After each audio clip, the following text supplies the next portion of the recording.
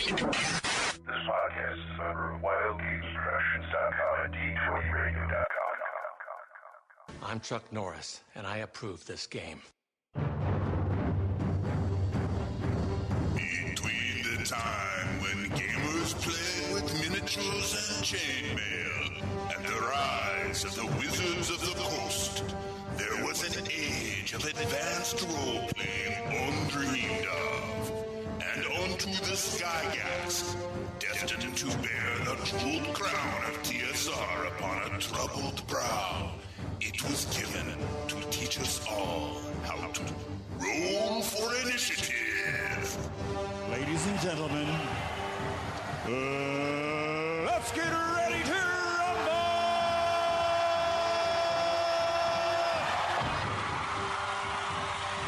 The Roll for Initiative podcast, volume number 3, issue number 150. I am DM Vince, sitting with DM Matt. Hello, everyone. And DM Nick. Hey, folks. So we're back with another show. This is issue 150. We finally have 150 issues in the bag. Woo! Wow. We now have as many issues as Dungeon Magazine. Yeah, true. We are... Very cool. Yeah.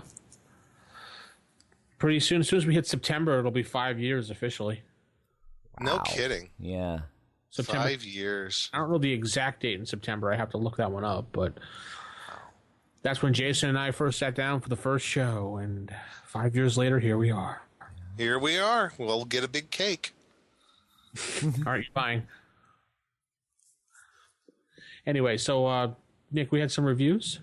Yes, we do have some reviews on iTunes. So, again, to refresh everybody's memory, go to iTunes and type in Roll for Initiative over at the iTunes store and just track us down under ratings and reviews, and you can let us know what you think of the show. And our first one is from Undead Pup. And Undead Pup says, "Oh, man," gives us 4 stars. And says, "What a fun podcast to listen to!" ! I really enjoy the format and the topics. Great surprise special guests.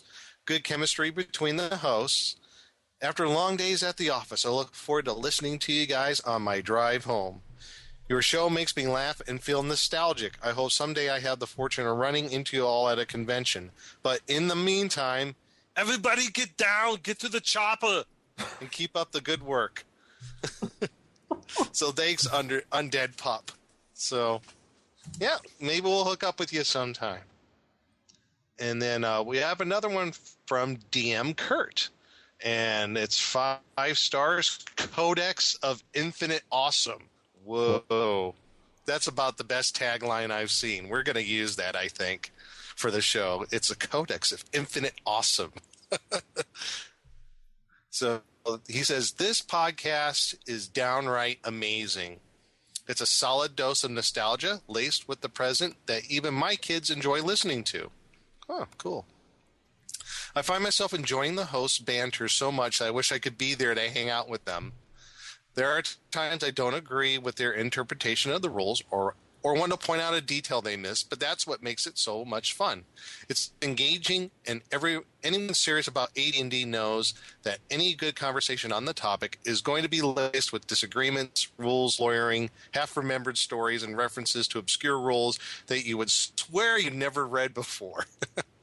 So true.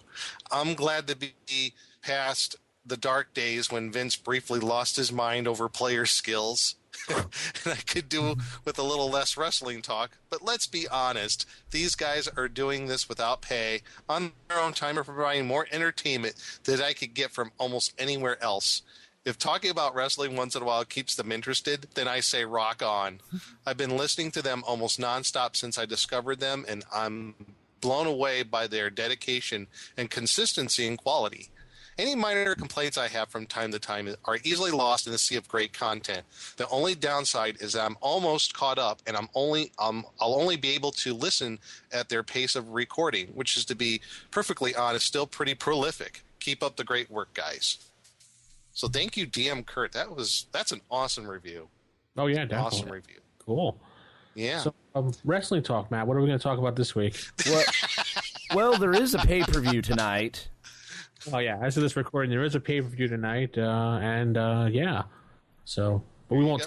We don't want to annoy everybody today. Yeah. No. If you haven't noticed from other podcasts, when people say stuff like that, we generally return with sarcasm because that's just our way. Sarcasm? Yeah. Sarcasm makes the world go round. Quick couple of little things. Any awards or nominations have been put out for 2014. Go head over there. The voting has started. No, our podcast is not in there. Boo. Oh, poopy. Surprisingly, not even. I figured Spellburn was going to get in there, but Spellburn didn't even get in there. No, this is the year of Numerera. Yeah, apparently it's 3 different podcasts for that. Yeah, because you'll notice with the Ennies, there very much seems to be a game of the year. Yeah, it's like they go through phases. Yeah, it's like the one year you might as well say the only reason like Pathfinder didn't win an award was because it was like Miniatures War Game and it wasn't nominated at all because it didn't make it. Yeah. It's like the year when Hackmaster won Game of the Year, then the very next year they split it to Best Role-Playing Game of the Year. That's blah, blah, blah. So, yeah, they're funny about that. I suspect that Gen Con 2015 will be the year of the D&D Next podcasts. That'll be... No. Yeah.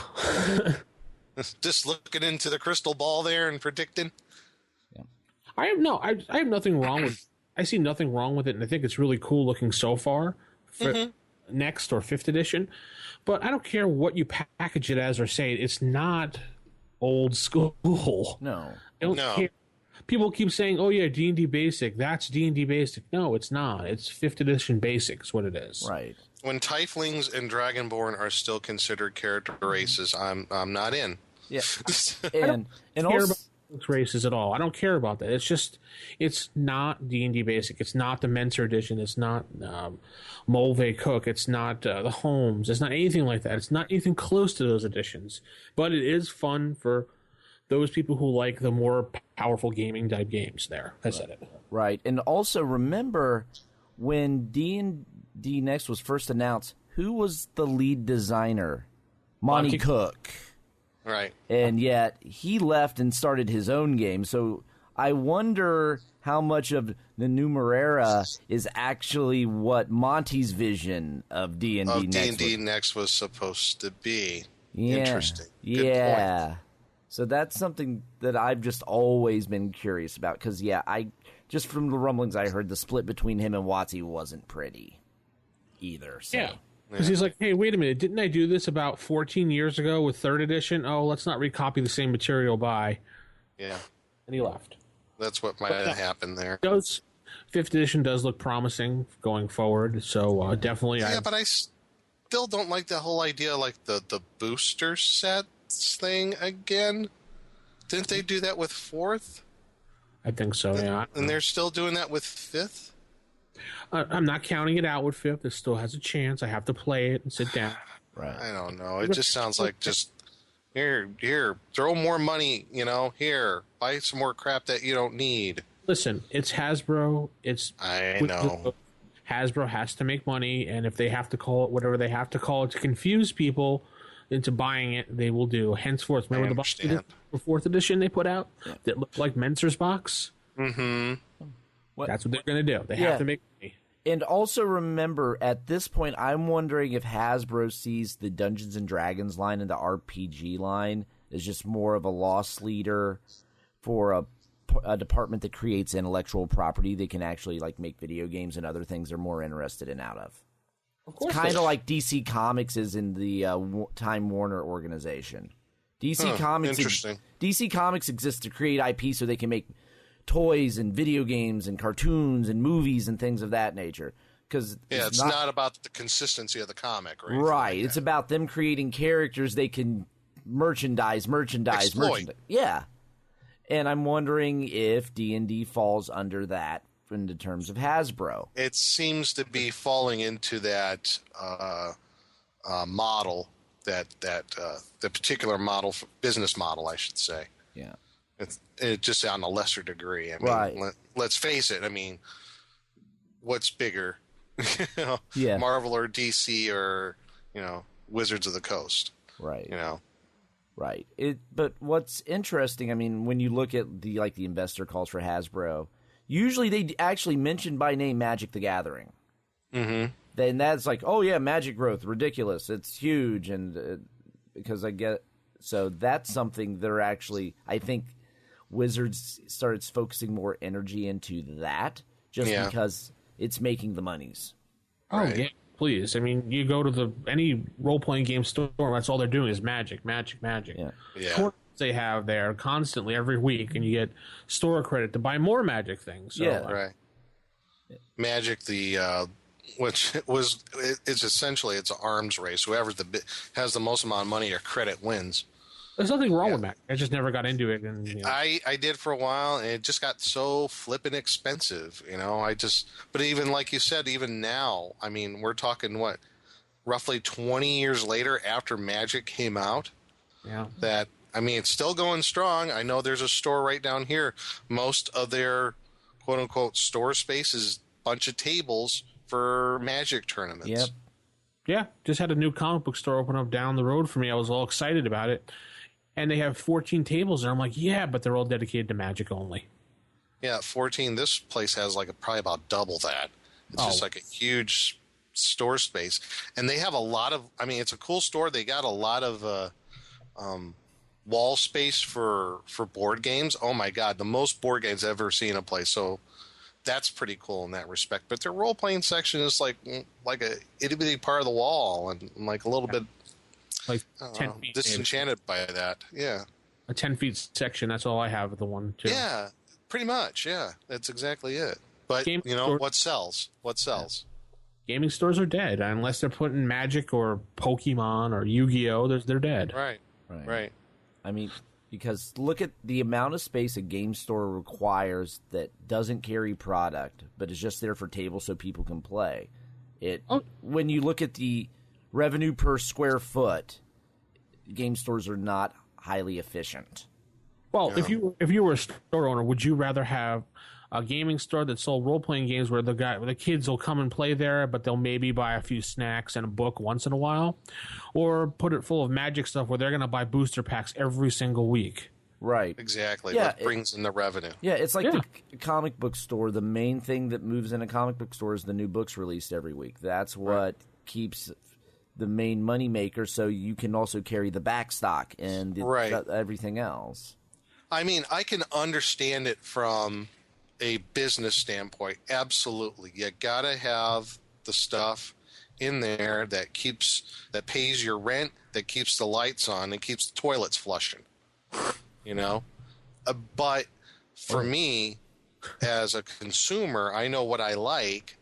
I mean, and that's fine. Everybody has their tastes. Everybody has their differences. And I've become a little more receptive to that over the years, Yeah.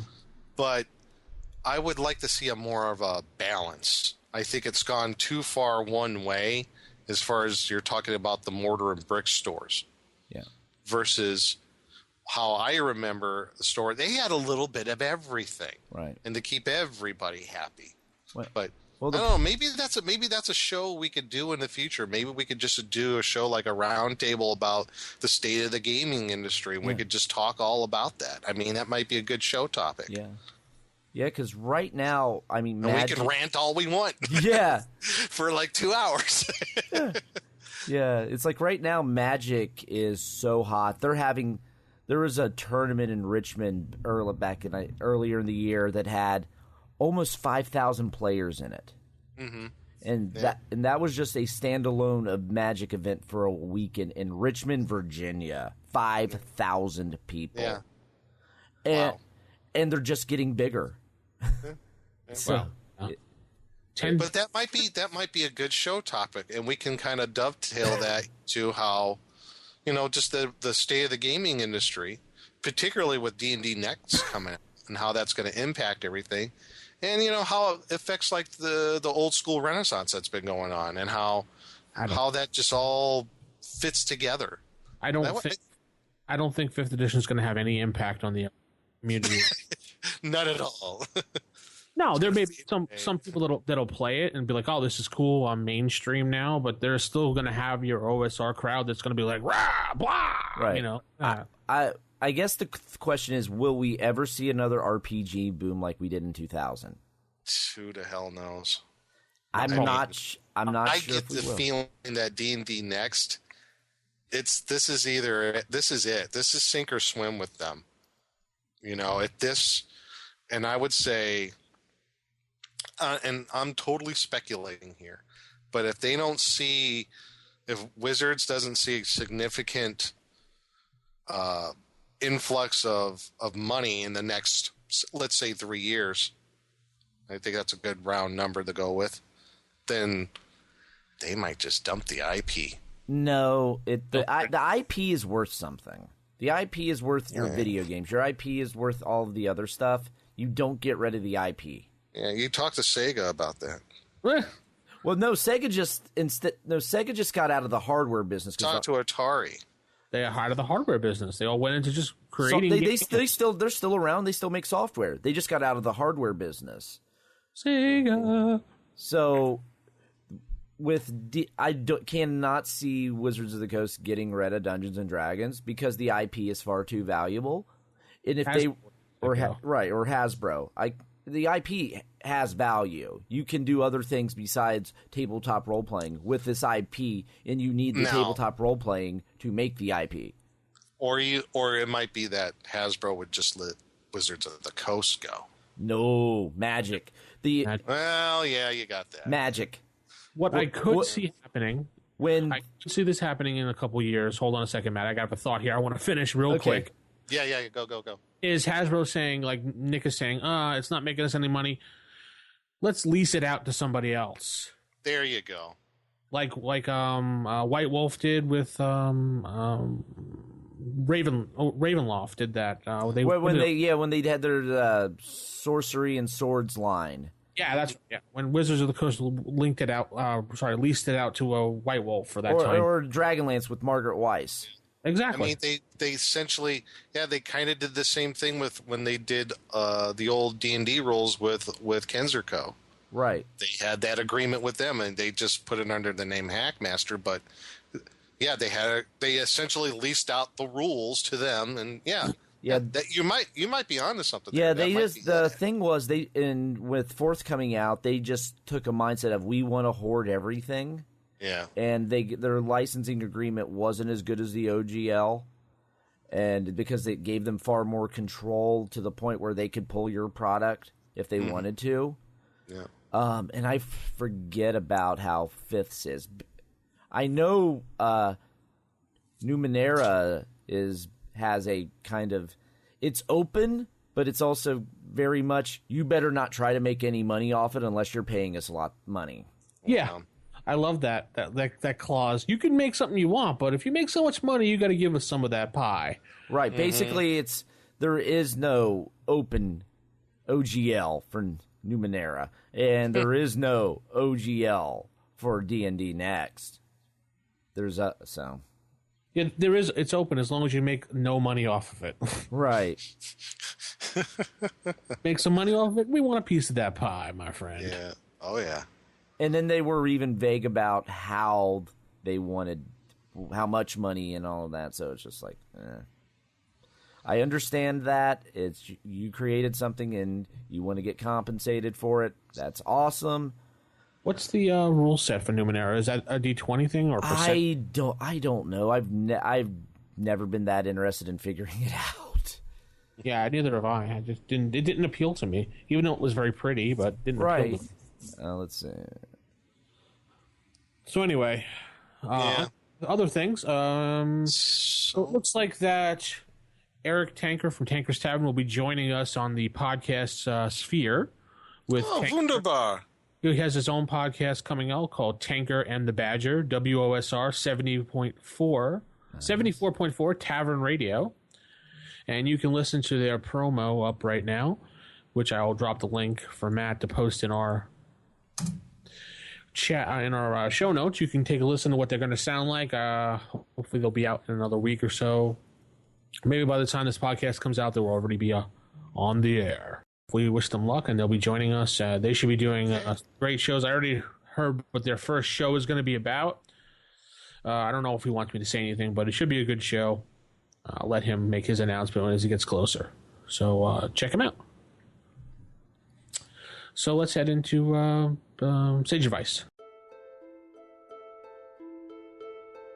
Sage Advice. Sage Advice. Okay, we have some email. We have an email today and a voicemail from the same person. Funny that it is, but we have the voicemail saved up and the email saved up. So if you'd like to shout out to us, that's rfistaff@gmail.com. Go to our website, rfipodcast.com. Click on Contact Us. Go to facebook.com/rfipodcast. You can find us there. Comment there. Go to OSR Gaming Forums. Go there. Or you can contact us on voicemail, 570-865-4210. Or you can find us on the Twitter, and that's RFI Staff, or RFI Podcast on Twitter, excuse me.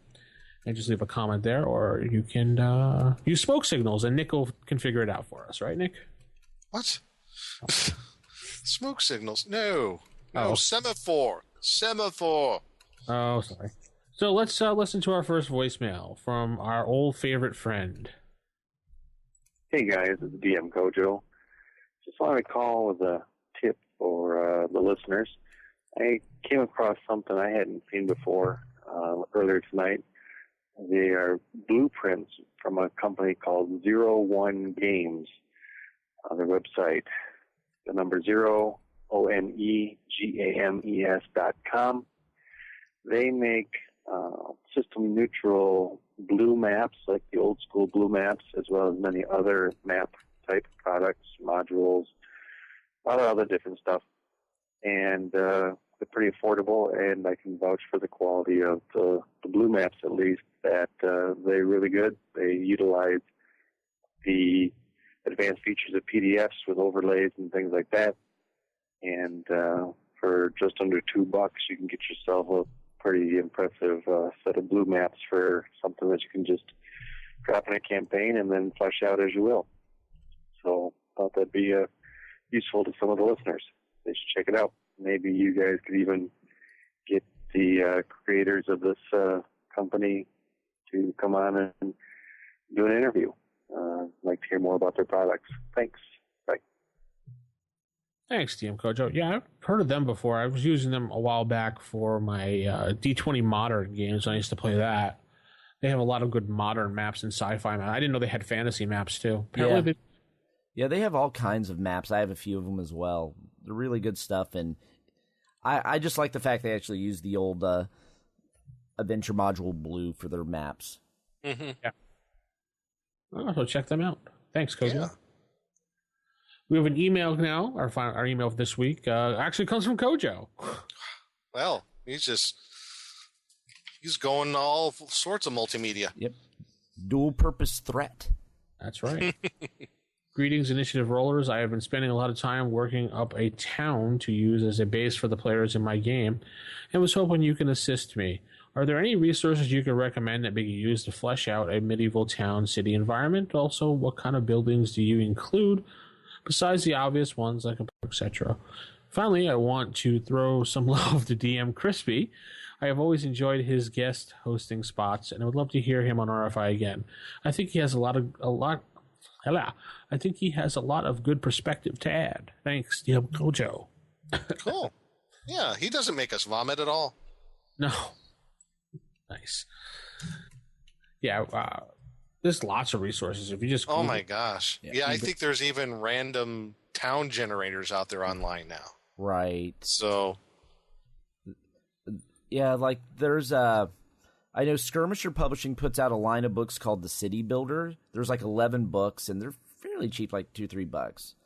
And they have like a book devoted to like the craftsman places in a city.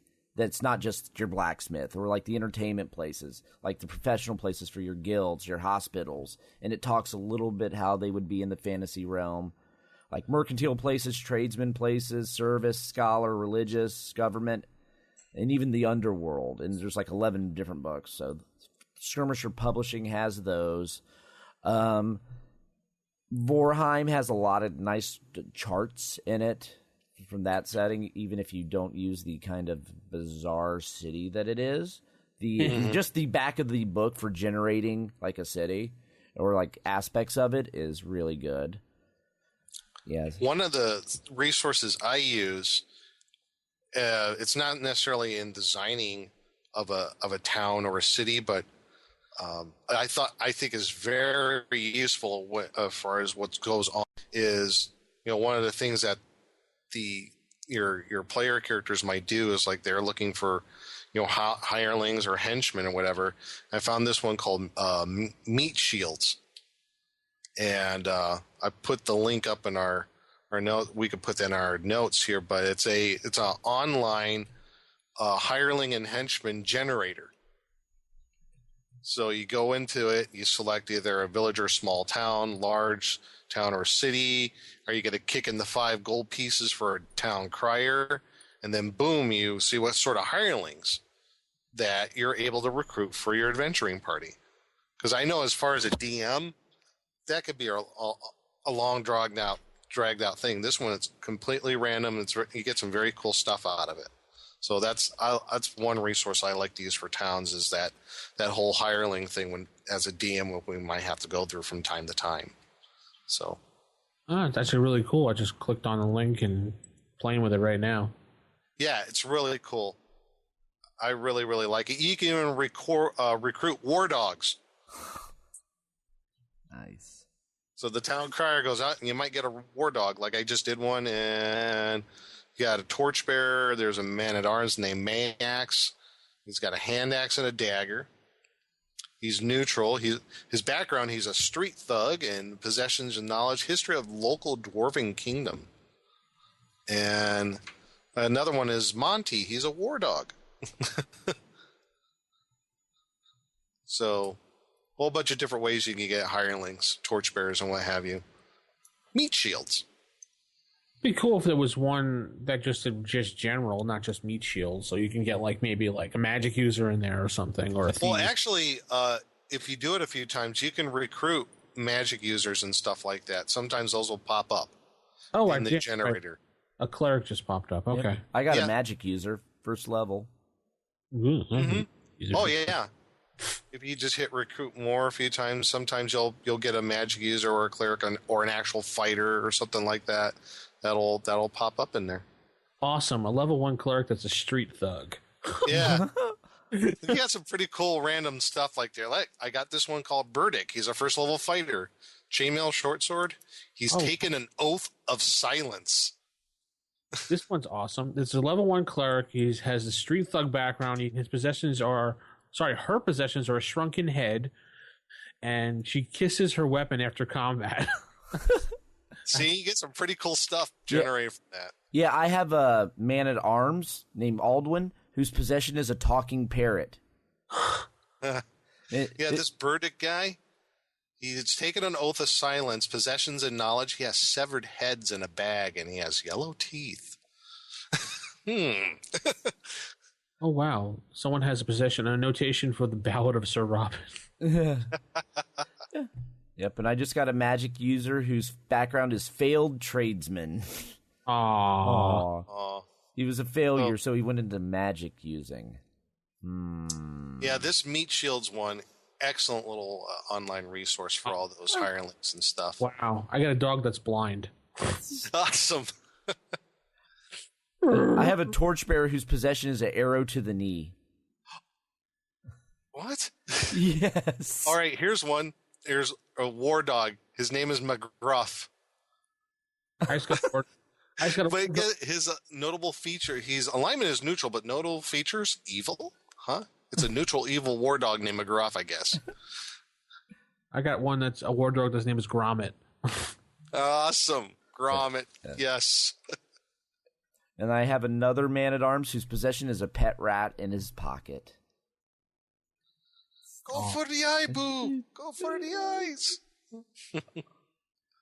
So, yeah, meat shields. It's really cool. Yeah. It's very useful. All right, anyway, enough of that. All right, you want to contact us, you know how to, so let's head right into our first segment. typical. Of all the evil creatures in the world, I had to find one with table manners. What, are you kidding me? I spent years cultivating the worst table manners on the planet. Table manners. His name is Snow. Yes. All right, we go into. You want me to introduce that one into table manners, Vince, or do you? Yeah, you're the main for table. I'm your backup. Okay. Alrighty. All right. Normally do. Yeah. Okay. All right. Going into table manners in 5, 4, 3, 2. All right, everybody, and table manners this week. We're going to do, actually, the rest of the show, we're going to do a review of a module I think some of you might be familiar with, wouldn't you say, gentlemen? It might be. Yeah. They might not heard of it. Just possibly. Possible. Module G1, Steading of the Hill Giant Chief. Yes, that's right. We're going to delve into the G series of modules. And what can you say about these?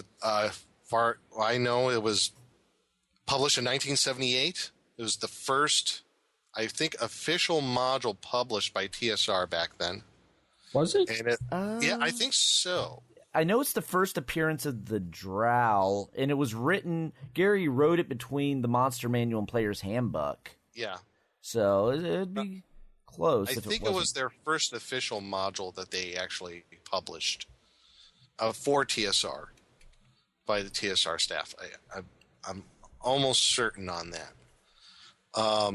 Which also, this one leads into Module G2, Glacial Rift of the Frost Giant Jarl, and then G3, Hall of the Fire Giant King, which we'll be doing later. But as far as G1 is concerned, the background of the module itself is a band of adventurers are gathered and by a local nobility. In particular, if I remember correctly, if you set it in a world of Greyhawk, it's right around the area. Let me get this right. It's in the mountains are the Jotuns, right around there, which is module hex P5-129.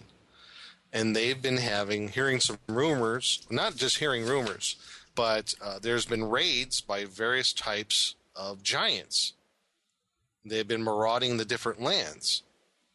And therefore, and I quote, a party of bravest and most powerful adventurers have been assembled and given the chance to punish the miscreant giants. Poor giant. So, not only are you hired to basically stop these giant raids, but it would appear that they are much more organized than normal in the past. Usually they're a little more random, a little more chaotic, but it seems like there's some organized force behind the giants' raids, and the adventuring party is tasked out to find out who or what is organizing these giants. They feel that there is some sort of underlying force that is uniting these giants in the region. So that's the basic premise of the story. And then you are led to the Hill Giant Chief, who's known, I guess, let's see if I pronounce this right. Nazenra? I guess it would be pronounced Nazenra. I would call that, yeah. Yeah. Is a grossly fat and thoroughly despicable creature. It's not Shrek. Not Shrek. No. Shrek's an ogre, not a giant. Yes. But there are ogres in this module. Oh. Sly and vicious, loving ambush and backstabbing. So you are... And the interesting thing about the module is your adventuring party, you pretty much start almost near the outside of the steading of the Hill Giant Chief. There might be a small cave that's hidden nearby that you can at least duck out to from time to time if you have to. And there's some good notes at the beginning of this that, if you make multiple forays into it, the next time you come back, there will be guards that will be much more alert. Well, obviously, but they had to throw that in there. So, but I just think that it's that it's interesting at the beginning of the module as kind of a side note is like, what is this underlying force? And that sets up the mystery that builds upon itself in the whole series, which, the whole series is a classic. And I think this one, along with probably Temple of Elemental Evil, is probably the modules most older gamers like myself have played through. I've seen so many different people play through the G series and Temple of Elemental Evil and all the different ways that people gone through it. So let's see here. Yeah, and something to note, this module was originally a tournament module. Yes, that is true. So that is why you're right outside the lair of the giants. Of the Hill Giant Chief, yes. Right, that's why you're there, because this was a tournament module, so it gets to the action fairly quick. Yeah, it does. It does. And it doesn't mean you don't have time to prepare. When you going from like the tournament module into something probably more of a campaign setting, you're going to have more time to prepare, and that's fine. But I would be interested to see how it does play as a tournament module. I don't think I've ever done it that way, Yeah. And it's fairly short. What I find very interesting is it is only 8 pages. Yeah. But there's, in doing the research on this and knowing throughout the years of this particular adventure, and I think the whole G series in general, there's so much more, how I should say, there's so much more packed into this than you actually expect that leads into everything else that goes, later on in the whole, I guess, epic quest beyond the G series. I mean, there's little nuggets of information, and I'll touch on to some of those things as we talk about that, and how it really is it's not just hack and slash. There is a mystery to be solved. And there are some things that I didn't pick up on until years later that made the mystery a little more, how should I say, dark in its outlook. A little more, a little more almost Lovecraftian in a way.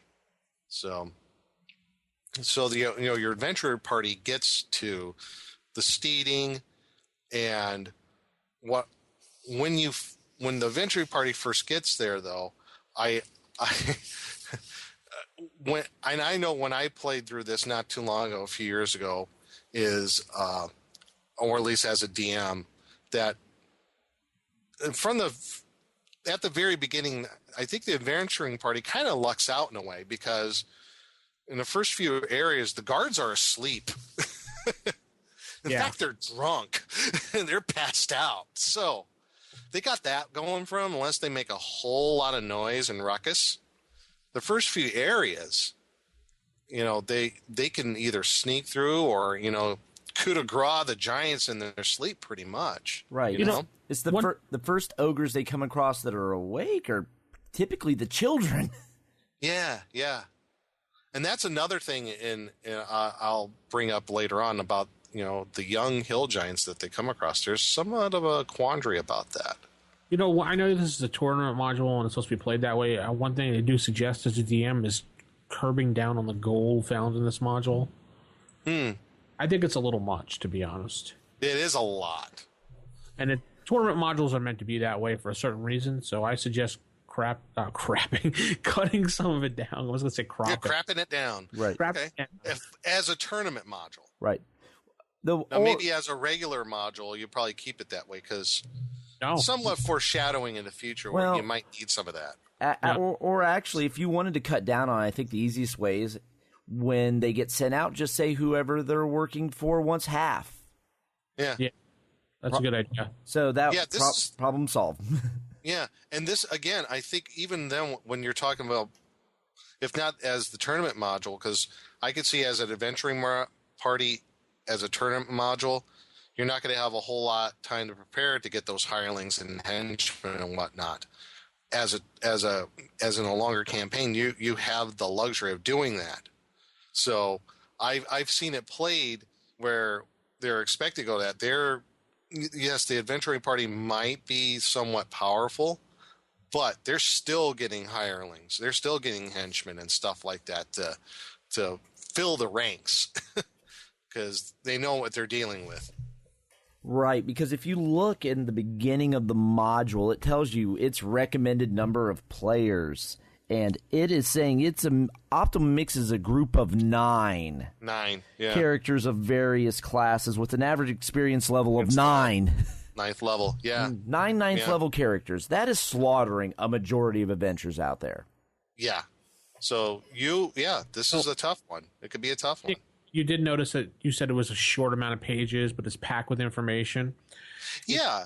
There's a lot of lore and stuff around the whole past few years just associated with this module, probably the whole series. It does notate that the DM has to stretch a lot of things out and make up their own information for a lot of sections to describe for the characters. The players, so they understand what's going on. So that is an excuse they have in there. Yeah.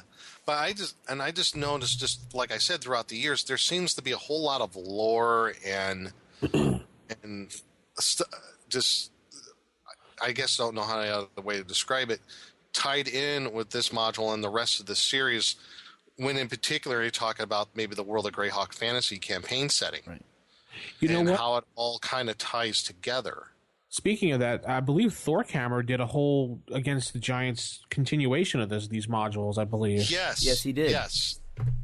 In fact, I have one of those where it's kind of a side adventure dealing with the stone giants. Yeah, he took the time to write up all these different modules for us. Really cool. If you find them, I think they're on Lulu Press. Yes, I'm not sure if I remember I got mine off of Lulu. There's a module G4, which is Sanctum of the Stone Giant lore. Yeah, so he really dove to everything that's like kind of missing or background. Yeah. Yeah, and it looks like Thork took all of them down. Oh, we did? Oh. Yeah. Too bad. I was lucky to get that one then. That's too bad, because those are really good, because I think he went with the angle of like, well, what about these other giants that appear, the stone giants, the cloud giants? So I'll have to contact him next time I see him and ask him what he did with them. Yeah, because he did Sanctum of the Stone Giant Lord, Curse of G5 was Curse of the Cloud Giant Queen, G6 Forge of the Formian Smith Lord, G7 was Giants in the Deep, and then he did a super module that went up to G9. Oh, wow. Maybe he pulled them Nope. down. He's going to do like a whole compilation, like you said. None of those are available? No, when I go to his Lulu page, there's nothing there. Let's see. Let me pull up the exact put it. He was a hobbyist. In 2008, encouraged to make his own adventures available to the public. But after years of doing this, it's time to take a break. If and when gamers want more from me, future products might appear. To all those that have been supportive of this site and others like it, I am profoundly thankful. Well, you guys got tens of thousands of people interested in your stuff, Thork. Well, that happens from time to time. You get burnt out. You take a break. I can understand. Too bad you just didn't leave it up there, though. I mean, well, I'm sure there's reasons behind that. Yeah, because he also did Home 77 and. Yeah, that's been floating around Home 77 for a while. So anyway, back to the module. So the Steading in itself is pretty interesting, well laid out. It's like you get the idea that it's like a like a Norse kind of feast hall and everything like that, but just for giants. One of the little quandaries that we kind of alluded to is, I think it's in Area 3, there's a dormitory where there's 12 young giants that are like, they're rollicking, beefy smack shouts, laughter, and blah, blah, blah. Now, they fight as ogres if they are encountered. But one of the things I've noticed, and I've seen this in discussions on forums and stuff like that, when it comes to this area, sometimes certain parties have a moral quandary about killing children, based on, despite there being hill giant children and they're evil.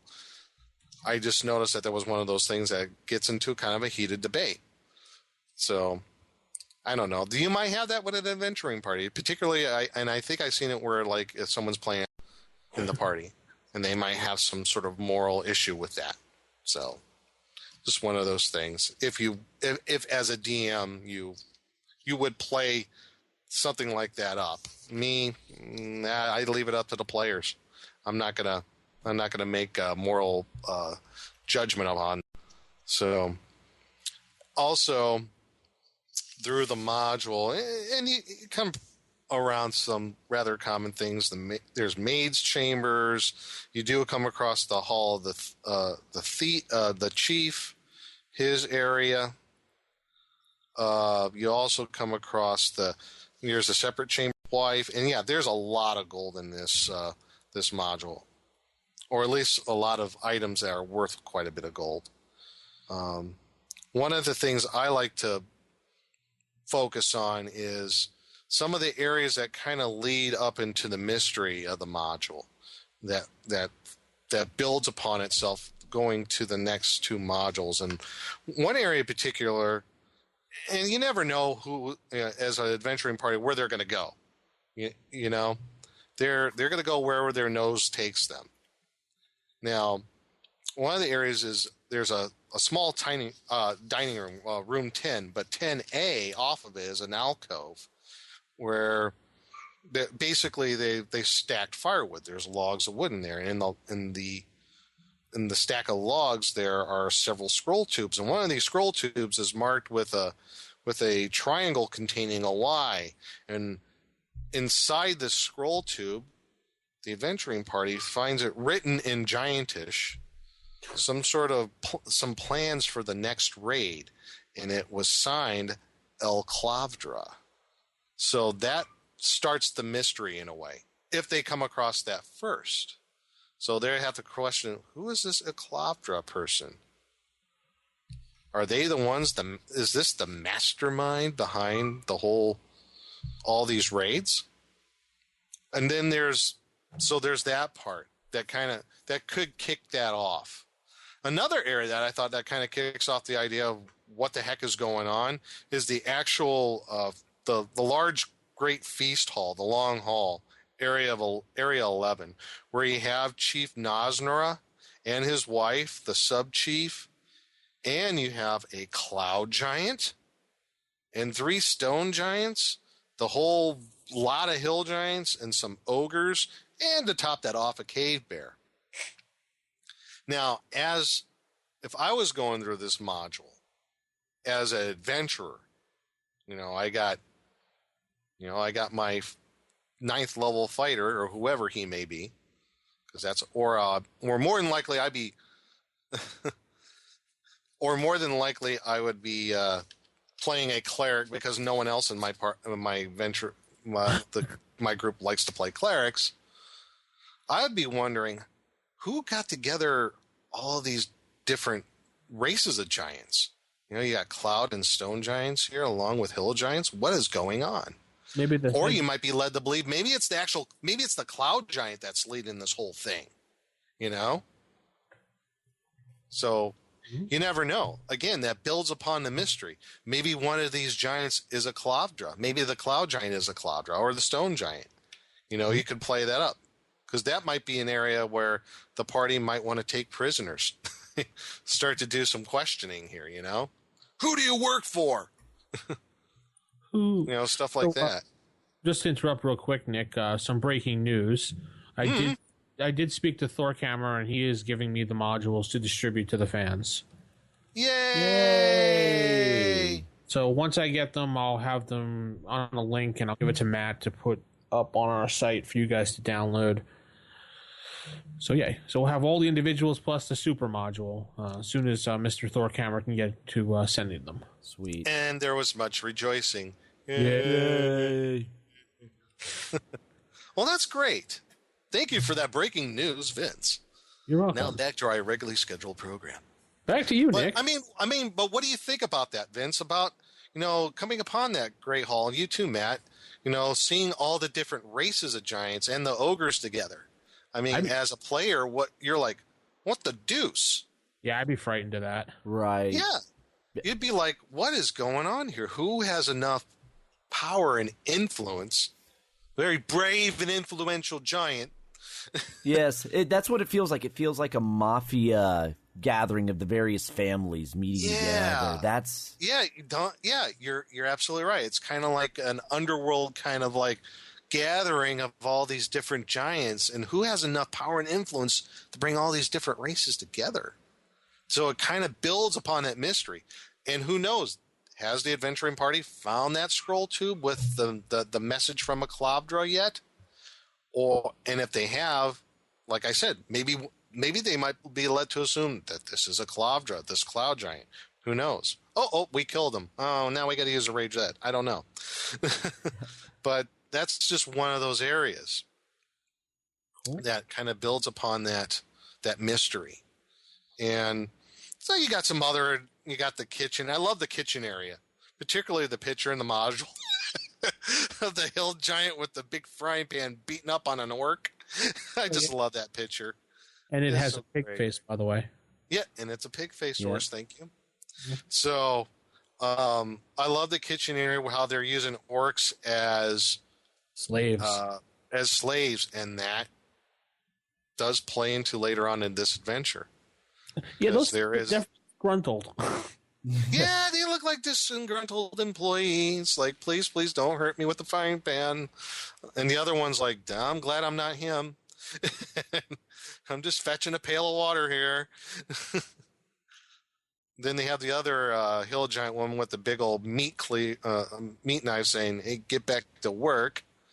But, that lends into the thing later on where the adventuring party finds out that there's a revolt going on in the dungeons below.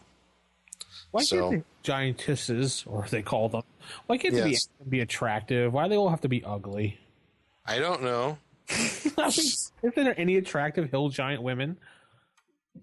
Do you want attractive hill giant women? Of course. Okay. He likes his ladies very large. Yeah. Very tall. I like the tall ladies. Make them all looking like Lucy Lawless. Hey, what's wrong then I would not complain at all. All right, then. Next. Oh, one of the other areas I love is there's a weapons room. Oh, yeah. The weapons room. And there's this +2 magical warhammer if you're lucky to come across it. Yeah, I had a question about that. Yes. Yeah. The one with the magic mouth on it? Yeah, the magic mouth. What the hell? It only speaks to dwarves. And it speaks to, here's a kiss for you, runt. That's the only thing it does. Yeah. But what the heck, right? Well, what about the main guest chambers where they have that torch, but it's not really a torch, it's actually a giant slayer? Yeah, you know what? There's another interesting kind of enigma in this module. It's like, why is there a giant slaying sword that's in a guest room that is magically disguised as a torch? What's the story behind that? Right. And it has an ego. It's an intelligent sword, I believe. Yeah, it is. It is an intelligent sword. So you're like neutral good. Yeah. How would a neutral good intelligent what's the story behind that? Yeah. How does a neutral good intelligent sword end up in a guest chamber? Who was this other guest that had planted it there? Maybe you could tell some whole story about some of the Warhammer was placed by like a spy or something, and same with this giant slayer disguised as a torch. These were actually placed by someone else who had snuck in, maybe a traitor giant or something. Did they also put the magic mouth one in there just to screw with people? No, maybe he hit it really good, and they put the magic mouth in there too, so the dwarf will find it. Here's the only thing I could think of along with that. So this is the guest chamber for the cloud giant and for the 3 stone giants. Now, what I would go as on the DM side of the screen is maybe that this giant slaying sword that they had disguised as a torch, maybe it was in possession of either the cloud giants or the stone giants. Oh, yes. Maybe they owned it. And maybe, like how mafia bosses are, if you're not if you're not happy with the other guy, you might want to whack him. Maybe this is the way they were going to whack the other guy. Maybe they're going to whack Nasra if they don't like how things were going. Yeah, the giant. And they were going to take over. Yeah, the giant using the giant slayer sword to fight other giants. Yeah, why not? Yeah. I mean, why not? I mean, that's how I would approach it. It's right, and having it disguised. Maybe they have this meeting with Nasra, and if they don't like how things are going, maybe in the middle of the night they take that sword and doink, knock them off, and now they're the head of the whole thing over here with the other hill giants. Could use it that way. That's the only way I could think of is like, why the hell is that thing there? And why is it disguised as a torch? I was wondering that myself. So that could be a tie-in that somebody might use. So you got different. So you have the orc slave quarters. That's area 20. That's up top. What if it's a good side adventure to set this module up? Good point. Yeah. And they don't even know it, and then all of a sudden they're like, "Hey, I remember we did that," and send them. There you go. Yeah, absolutely. You could do it that way. A resistance group hires them to do it way back when they're lower levels, and now it's time to go back and get it. Mm-hmm. Maybe. Absolutely. Anyway. No, I was just eventually, after the kitchens, there's the orc slave quarters that they might run across. So they'll probably get the lowdown from those orc slaves about the uprising happening in the dungeons below, between the orcs and the giants and the bugbears that are in the employ of the giants. So, and that's a whole other thing. There's some interesting things just in the dungeon below. But let's get to that. And I think there's two areas, at least for me, as a DM when I was reading through this on the dungeon level. Now, like I said, that there's this kind of there's this war going on in the dungeons below between the bugbears that are employed by the giants and the orc slaves that have been used as laborers throughout the Steading. And they've set up several areas around the dungeon level. And so you have one area which there's area 3, which is like a huge cell block, and you come across some couple of human prisoners. One's a merchant who's now insane. There's another human who is an engineer who was kept alive to help excavate and design the areas. And then there's an elf fighter magic user you come across who would be a good addition to the party. Then there's a trap of 3 skeletons. And then you find a cell with 3 or 5 captured orc rebels. So with the whole orc rebels, there's could be another moral quandary for your party. It's like, do we really want to side with orcs?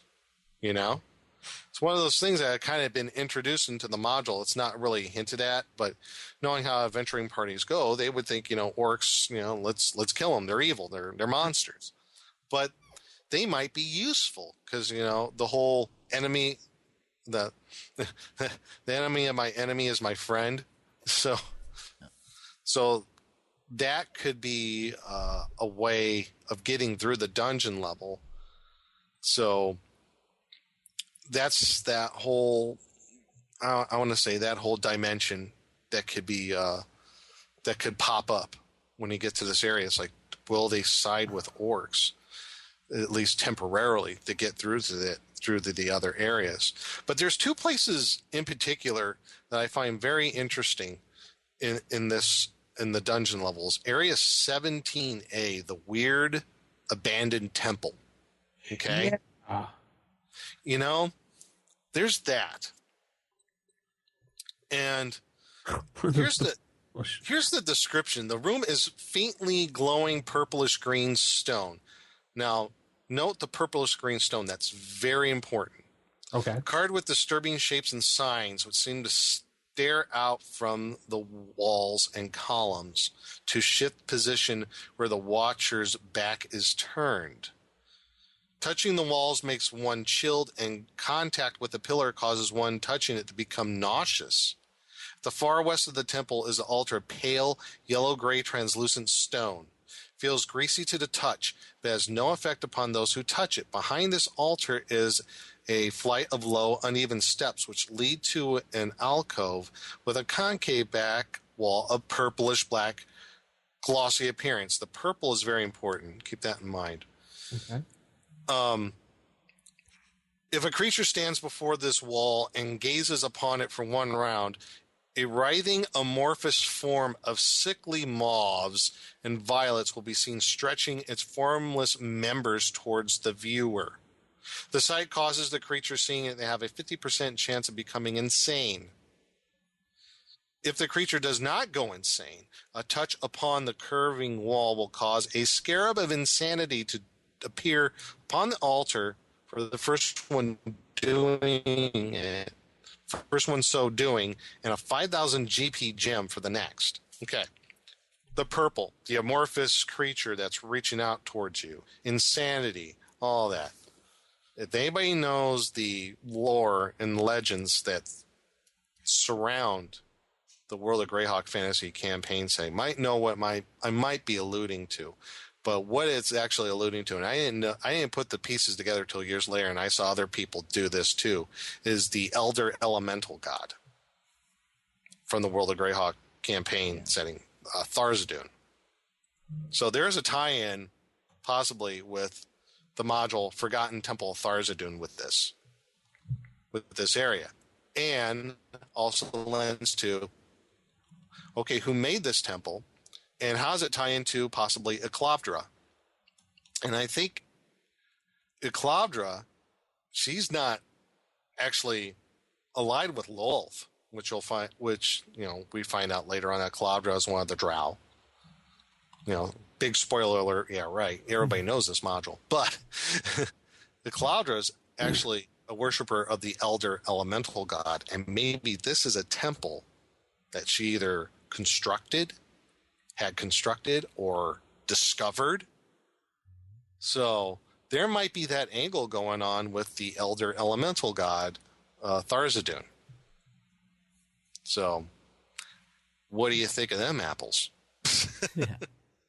So that might be the tie-in with that as far as the World of Greyhawk campaign setting is.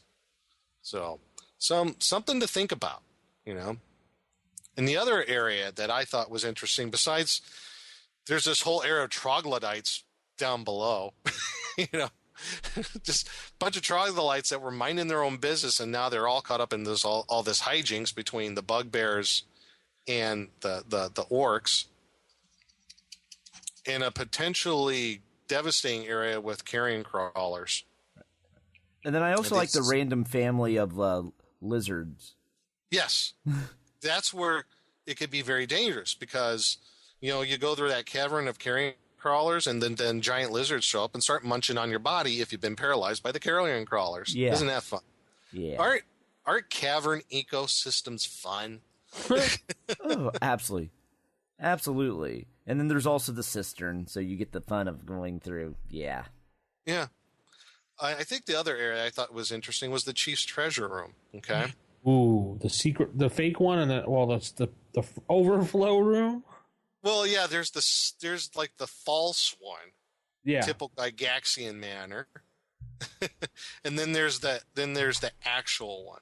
I'm talking about the actual one because the actual one they find, which leads to the next module, a map found in a watertight cask showing the glacial Rithafrost giant Jarl in an obsidian box. And inside this obsidian box is this weird black metal chain. And there's instructions written in Hill Giant on a sheet of human skin.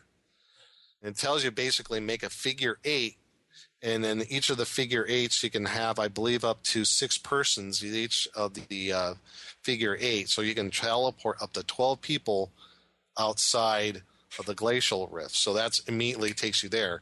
Hence, probably, yes, this was lending into the tournament part where you just go right into the next section. So I thought that was interesting that they had that figure eight loop of magical chain for you, but it only works going to the glacial rift. Right. And it doesn't say it can take you back. Right. It's a one-way trip. And then there's another, and then there's this kind of set you up for the glacial rift. You get some magic arrows, a +3 magic spear, and get this, folks, 2, not 1, but 2 flaming swords. One of them intelligent, one... Actually, they're both intelligent. Yeah. So that definitely sets you up for the next module. So that's a total of 3 intelligent swords you could be walking away with. Yeah, pretty much. But you're going to need them. Yeah. You're going to need them because Glacial Rift is tough. This one is tough, but Glacial Rift is really tough. Because now you're not just dealing with giants, but you're also dealing with the environment. So, anyway, that's kind of my breakdown and my take on Steading of the Hell Giant Chief. I just loved that weird abandoned temple room. It did not make any sense to me till years later of what it could possibly be, until doing the research and reading what other people might have said, just tied up in the whole lore of the World of Greyhawk campaign setting. I'm like, holy moly, yeah, that could be it. So I forget the chance to go insane by staring into it. Yeah. So, but that leads into the whole thing about Tharizdun, the elder elemental god Tharizdun, I believe he is known as, and how Tharizdun is like basically Greyhawk's version of Cthulhu. Yeah, and then if you pass the chance to become insane, the Scabbard of Insanity, I believe it was. Yeah, the Scarab of Insanity shows up. Yeah, it's just poof right there for you. There you go. Now, what does that mean? Will you maybe become a secret worshiper of the elder elemental god?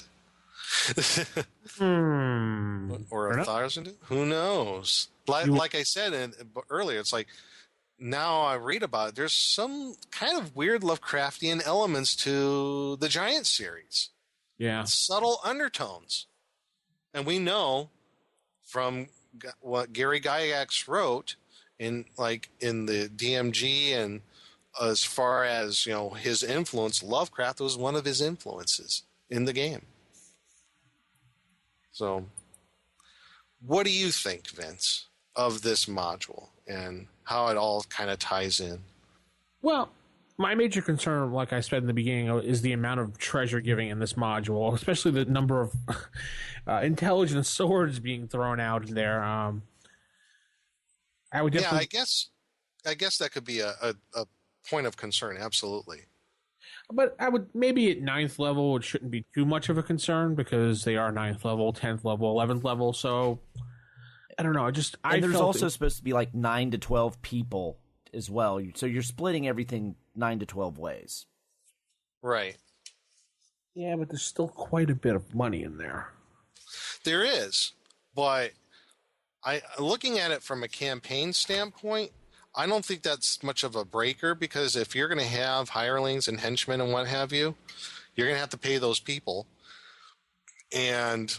Well, you already have a small army walking around if you have 9 to 10 people, as it is. So. Right. Yeah. And it's at that level. And if with henchmen and hirelings, you might have like half a platoon practically. Not to mention followers at 9th level. Right. Yeah, right. It evens itself out. But no, it's actually really well written. There's a lot of spots for the DM to improvise and throw out some good role play, too. Right. Oh, absolutely. Yeah, like at those couple places of possible moral quandaries. Yeah. The young hill giants, and then maybe siding with orcs. I can already see the party that I'm running this adventure for, just slaughtering those young hill giants. That's what happened to mine. Yeah. They killed them. Okay, figured. Though there was a bit of a debate. I do recall there was a bit of debate. They were like, well, they're just young. I mean, they don't know any, but they're hill giants. They're evil. That went around for a little bit. And I think, and I'm talking like in the Hackmaster version of this is actually like the compilation module against the Giants, but it's really not that much different. And I think we had someone playing a Knight Errant, which is basically a landless knight. He didn't want to kill him. He didn't want to hurt him. I think they might have used a sleep spell or no. It's like the baby kobolds or whatever that module with the baby orcs, was it? No. Yeah, baby kobolds, right? Baby kobolds.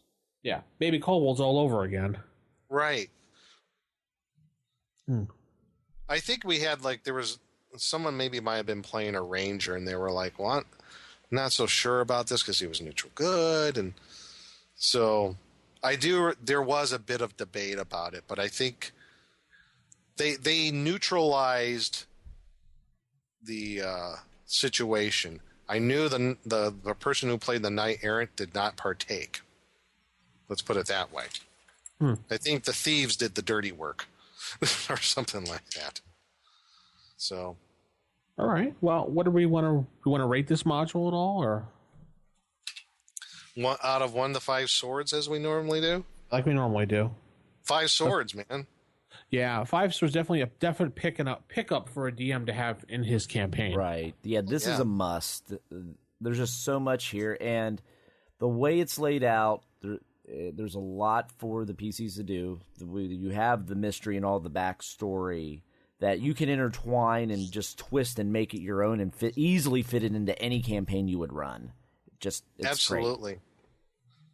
Great. And on the other side of that, if you are like a fan of Greyhawk like I am, I even think I have a more appreciation of this series now than I did in the past. Because, as I've said, doing all the research and all the different takes and how it might all be intertwined with other things that's going on in that world, it gives a much more impactful to me. So that's why I like it.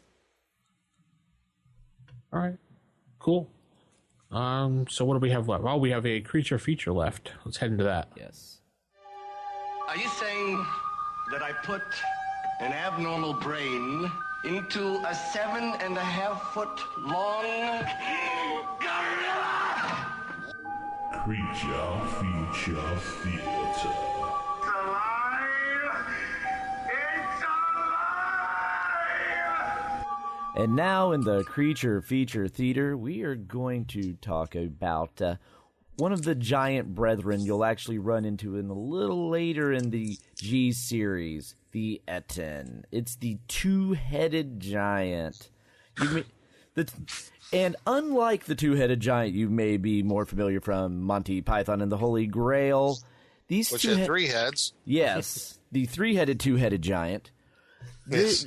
The two-headed Etten, actually, while it does have 2 separate heads, one of the heads is dominant.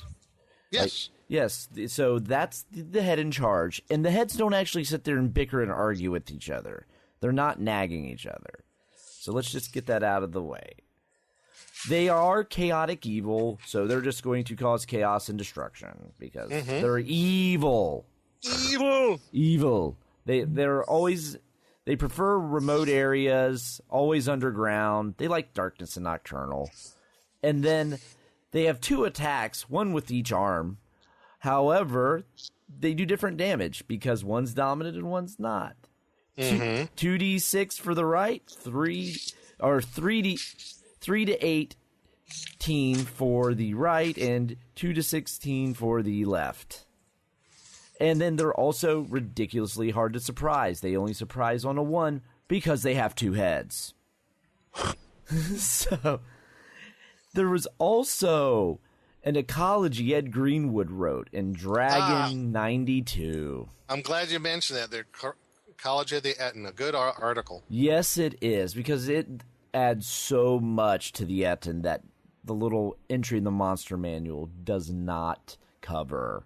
And that's issue number 92? Issue number 92, starts on page 29, and it's spelled The Ecology of the Etten. Yeah. Because, they're not very bright. They're kind of dumb. But they're really tricky and cunning when it comes to chasing, ambushing, and fighting. Mm-hmm. That's about it. And they're also not very trusting. So you're not going to be able to parlay and trick the simpleton Etten into like doing your bidding. Because me no trust you. So, but there's some... What I found interesting was like the notes at the end. It's like it made mention in the monster manual that they actually do have like how they prefer the darkness, and that in this ecology they actually go into, they actually have keen senses for hunting. Like they have infravision at 9-inch range, and the sense of smell sufficiently developed to distinguish. But they can tell an animal by its smell. Unusual and specific, known to be dangerous scents within 3. They do hate sunlight. They dislike sunlight or other strong light intensely. It doesn't harm them. The dislike comes from the habit and conditioning, their self-preservation, because they prefer to hunt at night and use their senses. So they don't like the light, but it's not going to be like, bright light, bright light. Also, they have 2 brains, so that means certain spells such as sleep, fear, and charms don't quite work the same. You have to cast it twice on them, 1 for each head. Which is a little fun when you cause one head to sleep, but the other doesn't, because... That means one half of their body is asleep. Right, so they only have 1 arm. Mm-hmm. And then, the dominant takes over so they can still fight, but they're just not quite as effective. So anything you might want to give them some like negatives to hit if that happens. Right. I would actually maybe their AC, because now they're even more immobile because they have their legs asleep. Oh, okay.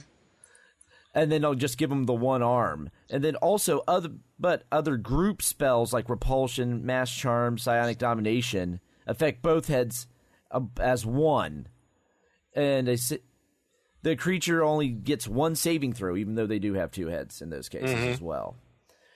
Then it gets into the interesting that if the dominant head is destroyed, say you decapitate it somehow or severely damage it, it'll be confused for 1d6 rounds, after which the single head will gain control of the opposite arm.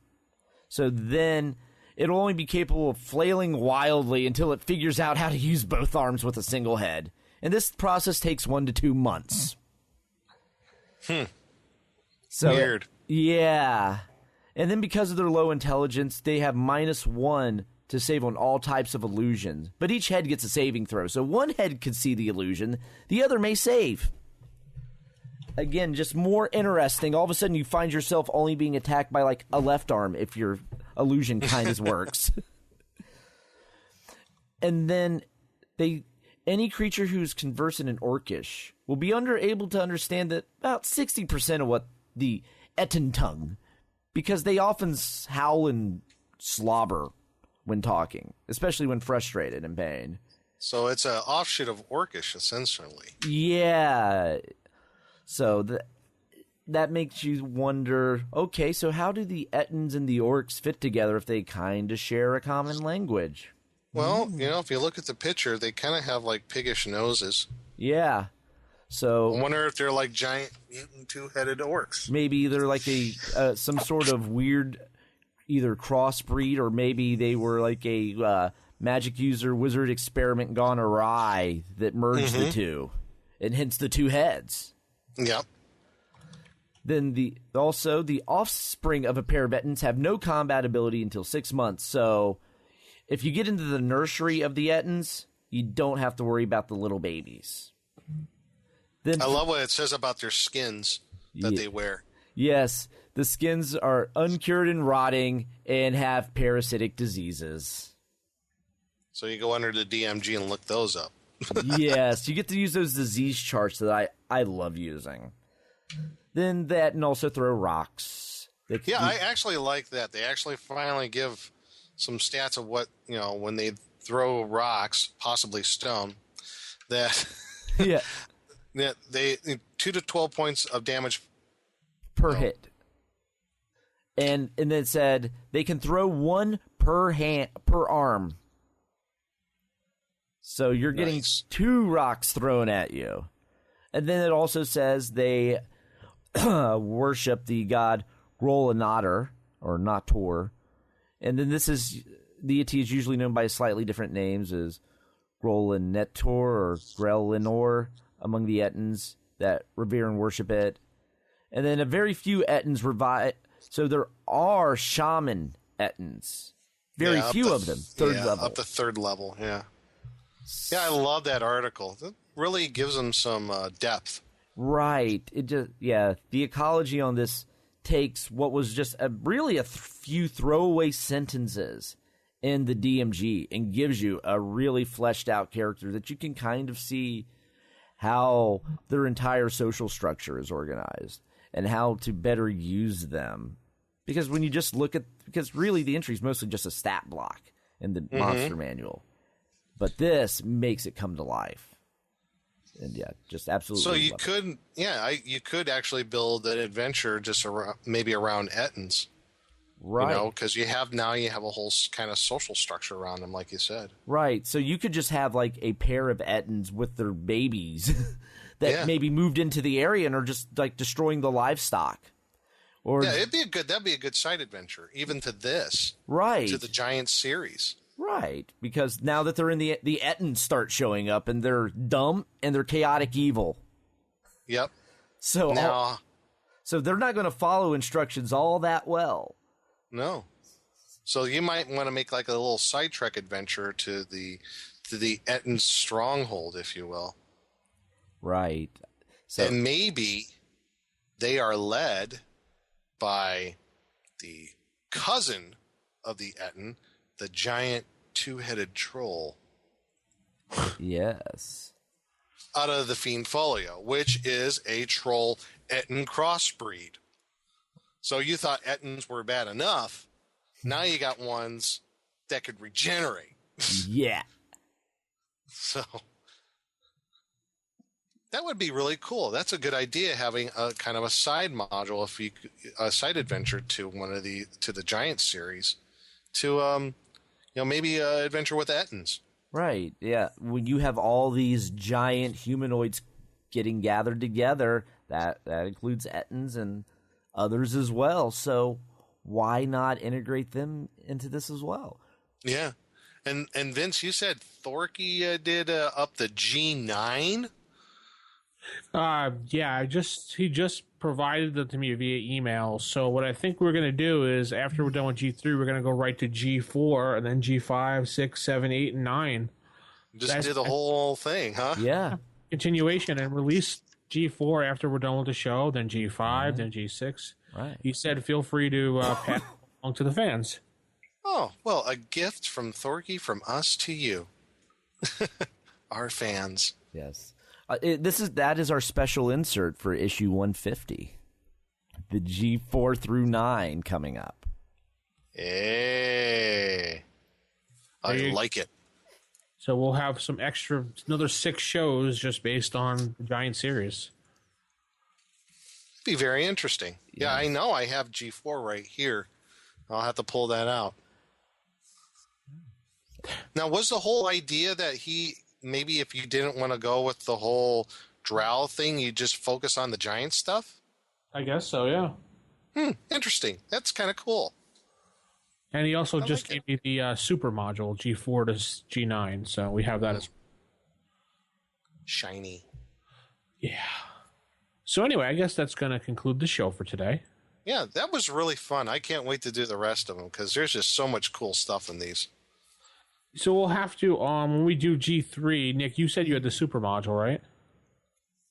I don't have the super module. I have what was the compilation G1, 2, and 3 against the Giants. Oh. I have the super module. You have the GDQ? Oh, the GDQ. You're talking the one that also includes the Demon Web and all of that. Yeah, I don't have that one. Yeah, I don't have that one either. I have the Against the Giants, the G series compilation. Yeah, I have the separate modules, the Vault of the Drow, Descent the Depths of the Earth, and all that. Is there anything different in that compared to the G1? Is there any new material in there, or is just no?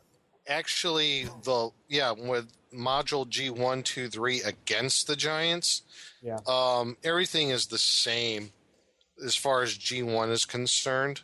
Okay. G2 and the only other difference is there's a couple of pieces of artwork that were dropped, and save space probably. Yeah, and also in the G1, 2, 3 against the Giants, that's the one that has like the dark green cover. Yeah, and has the artwork by Willingham on the front.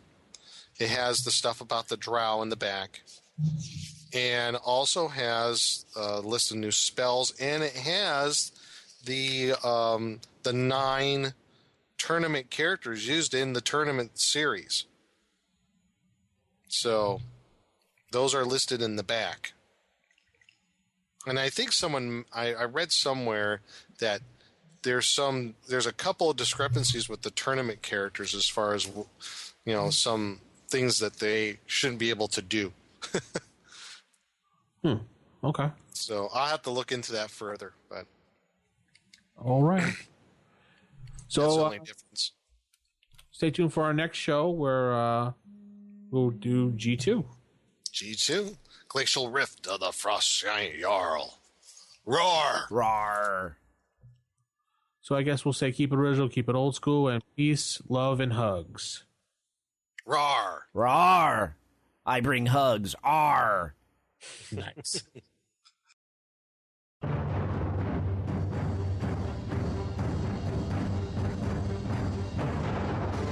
The Roll for Initiative podcast is a production of Wild Games Productions in association with D20Radio.com. You can visit us at rfipodcast.com or contact us on our forums at osrgaming.org or even by calling us at 570-865-4210.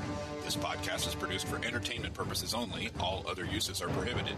And remember, if your magic missile spell doesn't automatically hit, you're playing the wrong edition. Thanks for listening, and we'll see you next time on Roll for Initiative.